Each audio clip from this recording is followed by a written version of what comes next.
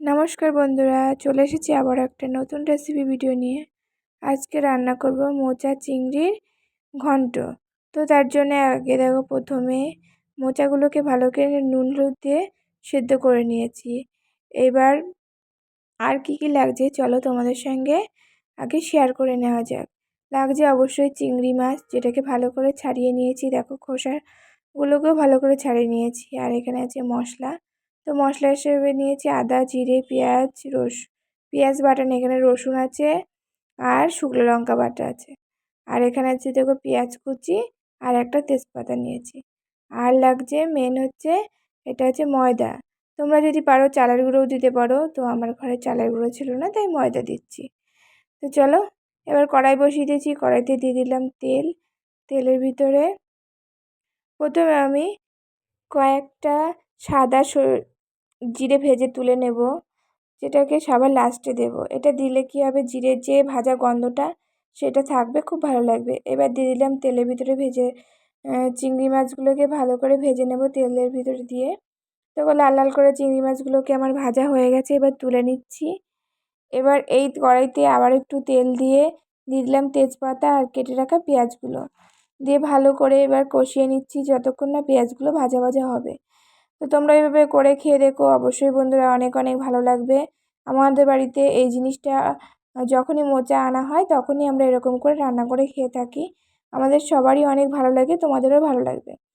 তো এবার দেখো, পেঁয়াজটা একটু ভাজা ভাজা হয়ে গেছে, লাল ব্রাউন কালার হয়ে গেছে। এবার বেটে রাখা সেই মশলাটা দিয়ে দিচ্ছি, সমস্তটা দিয়ে ভালো করে এবার কষিয়ে নেব।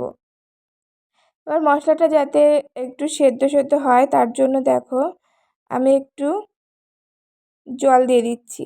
তো জল দিয়ে এবারও ভালো করে মশলাটাকে কষিয়ে নেব, যতক্ষণ না পর্যন্ত মশলা থেকে তেল ছাড়ছে। তো এদিকে দেখো, আমার মশলা থেকে তেল ছেড়ে দিয়েছে। এবার দিয়ে দিলাম সেই সেদ্ধ করা মোচাগুলো। তো মোচাগুলো দিয়ে আমি মোচা কিন্তু অবশ্যই সেদ্ধ করে জলটা ফেলে দেবে।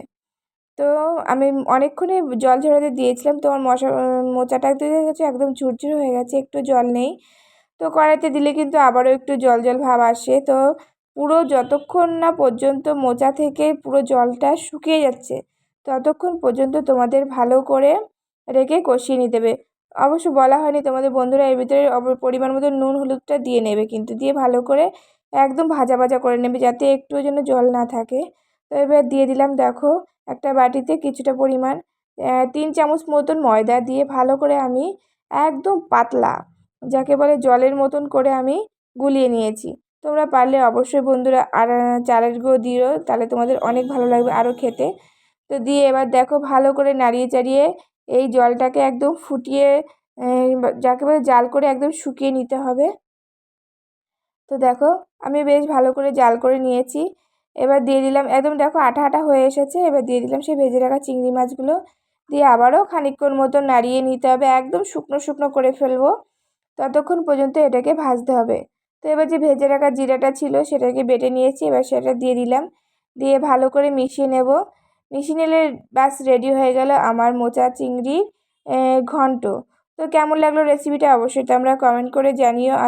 আর আমার এই রেসিপিটা অবশ্যই বাড়িতে একবার ট্রাই করে দেখো, তোমাদের অনেক অনেক অনেক ভালো লাগবে।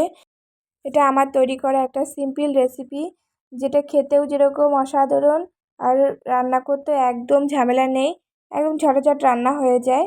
তো আমার রেসিপিটা কিন্তু একদম পুরোপুরি রেডি হয়ে গেছে। তো আবারও দেখা হবে বন্ধুরা নতুন করে রেসিপির সাথে। সবাই ভালো থেকো, সুস্থ থেকে, বাই।